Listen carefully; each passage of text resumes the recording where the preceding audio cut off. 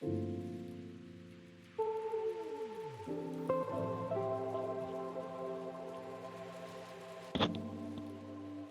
sejahtera kepada rakan-rakan dan pensyarah-pensyarah saya.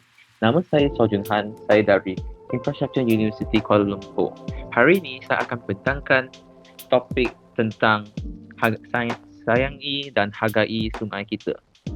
Dan subjek ini ialah pendidikan moral dan kos kod itu MPU 2323. Okey, so pendahuluan tentang sayangi sungai kita iaitu khazanah negara. Apa tu, kenapa kita nak sayangi sungai kita? Jadi, sungai kita melibatkan banyak-banyak aspek dan banyak situasi lah. Jadi, pendahuluan ini ialah sungai dan lautan adalah komponen penting dalam ekosistem bumi, sumber kepelbagaian biologi, makanan dan kehidupan. Dari laporan dari FAO, lebih 40% penduduk dunia tinggal dalam jarak 100 km dari pantai. Oleh itu, pengurus sumber lautan yang baik adalah penting untuk memastikan keselamatan makanan global. Apabila kita tidak sayangi sungai kita atau laut kita, banyak-banyak orang tidak akan mendapatkan sumber air yang bersih.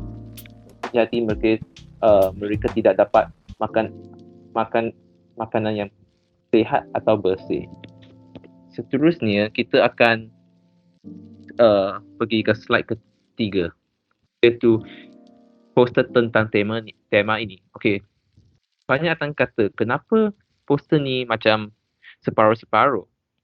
Kerana saya nak point out poster tentang ini. Poster ini ialah separuh ialah apabila sungai-sungai dan laut kita bersih dan dapat disayangi, kita boleh dapat berenang dalam sungai atau kat laut, dan kita boleh pergi diving atau sea scrubbing untuk mendapat tengok ikan-ikan dan bahan-bahan yang cantik kat dalam sungai. Seterusnya ialah peta. Ni satu info sikit kepada semua. Kita Kuala Lumpur, Malaysia, dekat sini. Dan surrounding kita ialah terdapat majoriti sungai. Jadi kita haruslah sayangi dan hargai sungai kita lah. Seterusnya ialah sampai isu penceraman sungai. Kenapa kita ada banyak penceraman sungai? Okey, yang terdapat, yang pertama ialah isu pembuangan sampah. Kenapa banyak orang nak buang sampah ke dalam sungai? Ini satu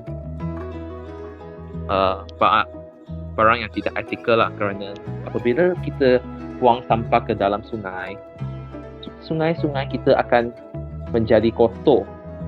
Bukan ini sahaja, kotor akan melibatkan orang tidak dapat air yang bersih kat tempat-tempat hulu atau tempat-tempat yang berkenaan sungai yang mereka sentiasa guna untuk memasak, mencuci baju dan lain-lain. Okey, daripada satu report dari PH Online, iaitu satu surat khabar, penghasilan sampah harian dalam kalangan rakyat Malaysia di negara ini mencatat peningkat 100.75% daripada 38,142 tan pada tahun 2018 berbanding 19,000 pada 2005. Kita dapat lihat banyak orang suka membuang sampah di sungai atau di laut. Dan pada masa kini kita mempunyai wabak COVID-19 dan banyak orang pun suka membuang face mask mereka kat dalam sungai.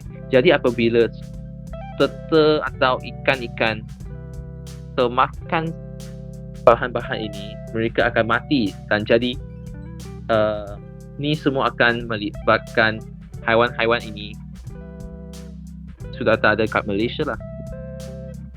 Seterusnya ialah yang paling penting, iaitu isu pembuangan sampah toksik isu pembuangan sampah toksik di dalam sungai. Jadi kat Malaysia kita ada satu kes yang sangat besar, iaitu di Klang, iaitu di Sungai Johan Setia pada tahun 2020. Kerana itu ada 1,000 tong sisa toksik yang dibuang oleh kilang-kilang yang tidak etikal dalam sungai. Jadi sungai itu tersisa terlalu banyak bahan toksik. Jadi bahan toksik ini akan melibatkan orang mati atau orang sakit, kerana bahan toksik ini tidak tahu toksik apa yang dibuang oleh majikan-majikan atau kilang-kilang yang tidak etikal.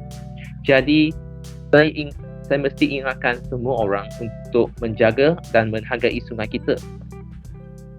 Ini bahan toksik yang mereka buang kat dalam sungai lah. Ini gambar yang kalau apabila tiada orang buang sampah atau bahan toksik kat dalam sungai atau laut, dunia ini ialah sebuah negara akan menjadi sebuah negara yang bersih dan sihat. Okey, yang akhir sekali saya nak beritahu kepada semua bagaimana kita dapat sayangi sungai kita.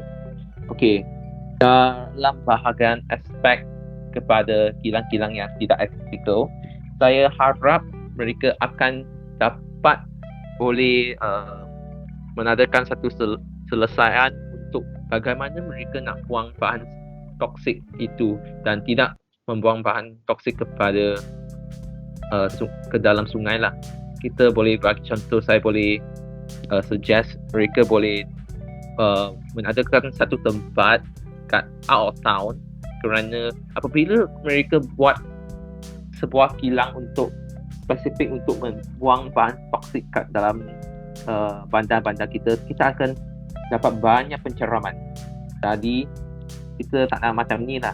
Jadi saya harap mereka kilang-kilang ni boleh membuka satu kilang untuk membuang semua bahan toksik kat luar bandar lah. Dan saya boleh suggest kepada kerajaan, apabila terdapat kilang-kilang yang berbuang banyak bahan toksik atau sampah ke sungai kita, mereka boleh memberi saman atau tutupkan kilang mereka, kerana ini tidak etikal. Selepas membuang bahan toksik ialah membuang sampah. So kepada orang-orang awam macam kita boleh mestilah elakkan membuang sampah ke dalam sungai dan membuang sampah kat tong sampah. Apabila kita membuang banyak sampah kepada sungai atau laut, kita tidak akan dapatkan air yang bersih dan air untuk minum lah. Dan saya harap kita boleh menjadi orang yang mempunyai nilai rasional, kerana apabila kita semua membuang sampah kat dalam sungai kita akan sangat kotor dan kita mungkin ada orang mati kerana minum air ni, atau haiwan-haiwan kat dalam sungai tidak akan lagi ada lah kerana banyak sampah. Sekian, terima kasih, dan saya akan tunjuk lagi sekali poster ni lah. Poster ni simple sikit kerana saya nak point out kita nak sayangi sungai kita, jadi kita boleh pergi diving, kita boleh renang kat sungai, dan sangat simple lah meaning ni lah. Sekian, terima kasih.